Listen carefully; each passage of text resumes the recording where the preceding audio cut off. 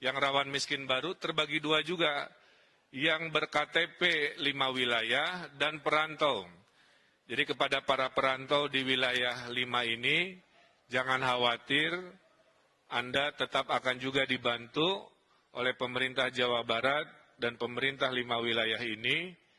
Anda akan dipersamakan haknya, selama Anda memang berhak dan butuh bantuan, kami akan bantu. Jadi saya ulangi, hari ini RT RW sedang melakukan pendataan, maka DTKS yang ada datanya dibantu, yang tidak masuk juga dibantu walaupun berKTP atau tidak berKTP wilayah tersebut. Selama de facto memang bekerja ngekos atau bekerja di situ. Bantuan terhadap Bodebek ini pintunya ada 7. Pertama, mereka akan dibantu oleh PKH, ini yang sudah rutin. Kedua, mereka yang akan dibantu oleh kartu sembako atau pangan non-tunai, ini sudah rutin. Ketiga, mereka akan dibantu oleh kartu prakerja untuk pengangguran dan yang kena PHK. Keempat, mereka akan dibantu oleh Presiden lewat bansosnya 600.000 kali 3 bulan.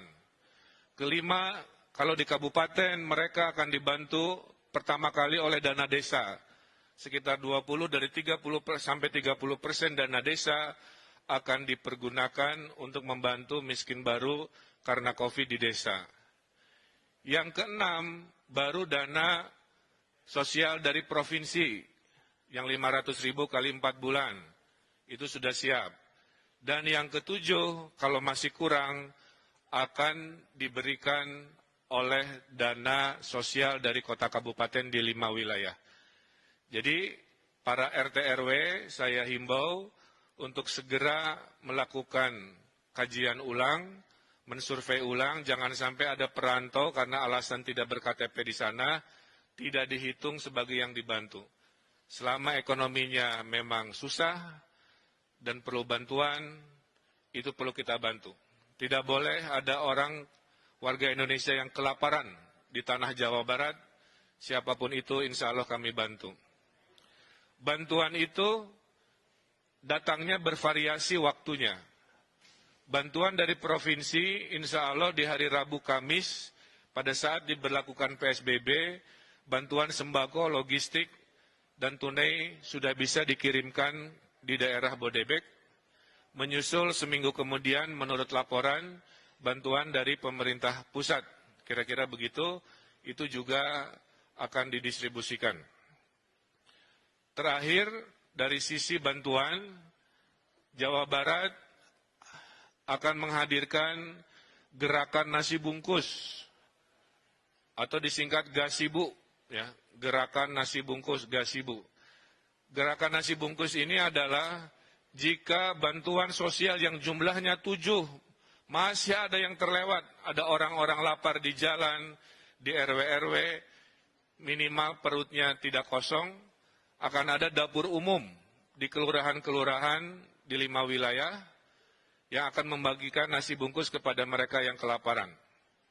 Kami mohon, disinilah sila ketiga persatuan Indonesia kita harapkan, maka kepada mereka yang mampu menyumbang makanan atau nasinya atau apa, silahkan koordinasikan dengan RW masing-masing untuk membantu kesetiakawanan sosial kepada mereka yang mungkin tidak termasuk atau terlewat oleh bantuan formal dari pemerintah.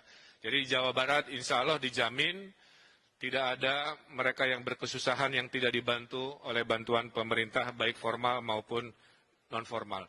Oleh karena itu kami sudah perintahkan semua RW di Jawa Barat, khususnya di wilayah PSBB ini, untuk mendeklarasikan sebagai RW siaga. RW siaga yang melaporkan mereka yang perlu dibantu, RW siaga yang melaporkan jika ada kedatangan tamu yang perlu diwaspadai, dan RW siaga yang mendata dengan seadil-adilnya data. Nah, terkait sanksi, perbedaan PSBB dengan sebelumnya, sebenarnya hampir sama, bedanya dulu tidak ada sanksi. Dengan adanya PSBB, maka aparat hukum diberi kewenangan memberikan sanksi. Nah, sanksinya kami serahkan kepada wali kota dan bupati, menyesuaikan dengan kebijakan diskresi dari wali kota bupati. Nah, termasuk yang ojol juga tadi, ya, itu diserahkan kebijakannya apakah boleh narik penumpang atau tidak, hanya barang saja itu kita serahkan kepada wali kota dan bupati. Dan kepada pabrik-pabrik yang masih buka, sudah kami arahkan, tolong di SK-kan mana industri-industri yang masuk strategis dan boleh dibuka, dan mana yang harus tutup dulu. Bagi yang akan dibuka, diwajibkan memberikan rasa aman. Jadi pabrik industrinya harus melakukan tes masif juga kepada karyawannya. Setelah tes masif dilakukan, maka bupati, wali kota selama PSBB mengizinkan mereka jika membuktikan tidak ada yang positif di pabrik itu melalui tes masif tersebut, tentu dengan social distancing dan protokol kesehatan. Terakhir dari saya adalah PSBB di Jawa Barat ini akan ada 3 tahap. Tahap pertama adalah wilayah tadi, Depok, Bogor, Bekasi.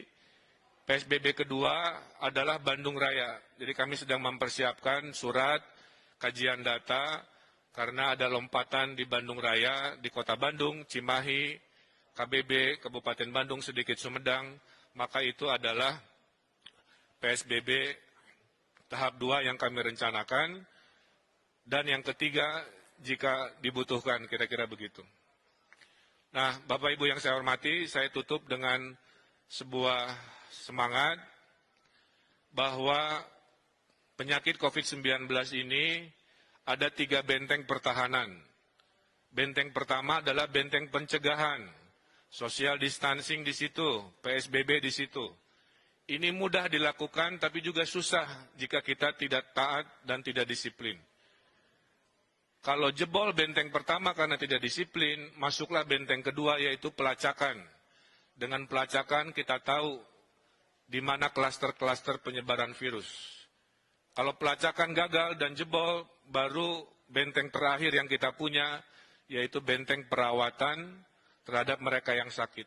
Nah, saya berharap warga Jawa Barat jangan sampai COVID-19 ini langsung membobol benteng pertama, kedua langsung lompat ke benteng ketiga, di mana orang-orang sakit ini menjadi banyak dan kapasitas kita menjadi terbatas dan akhirnya kita mengalami kerepotan.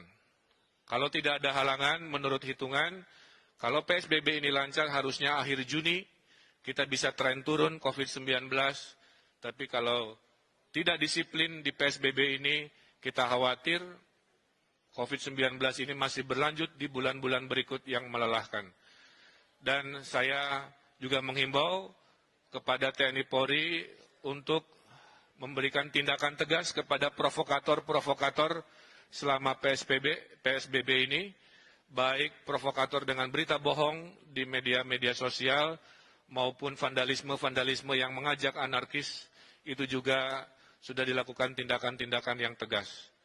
Mudah-mudahan dengan kekompakan, dengan kebersamaan, dengan ketaatan, insya Allah kita pasti menang melawan COVID-19 ini.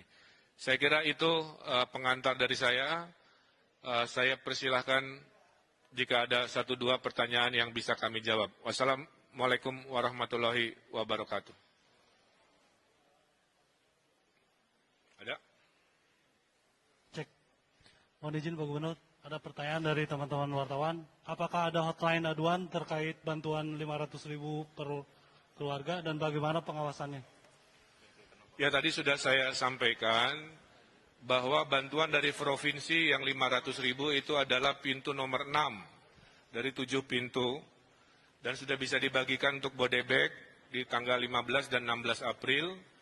Dan jika masih ada yang terlewat, hari Senin ada fitur di Picobar aplikasi di mana warga yang merasa harusnya dibantu terlewat sana-sini dari 7 pintu, masih kelewat juga, bisa lapor di aplikasi Picobar. Nanti aplikasi itu akan mengklarifikasi untuk membantu. Poinnya adalah jangan khawatir, tidak boleh ada orang kelaparan, kesusahan, karena sistem formal, maka kita bantu dengan sistem pengaduan lewat aplikasi agar disiplin dan terukur. Apakah PSBB ini akan ada aplikasi khusus atau tergabung dengan Picobar? Selanjutnya, upaya pemerintah terhadap karyawan yang terkena PHK atau dirumahkan oleh perusahaan. Tadi sudah saya jawab, Bandung Raya adalah ronde kedua, PSBB insya Allah akan disiapkan. Kemudian tadi barang siapa kena PHK, pilih saja 7 pintu pertolongan, itu yang saya sampaikan ke Wali Kota Bupati. Bisa lewat kartu prakerja, kalau dia kena PHK, bisa lewat bansos presiden kalau dia di Bodebek, bisa pakai dana desa kalau dia PHK, KTP-nya terus dia pulang ke desa, gunakan dana desa, itu nggak cukup, masuklah dana provinsi, masih nggak cukup, dana kota kabupaten menyempurnakan bantuan tersebut.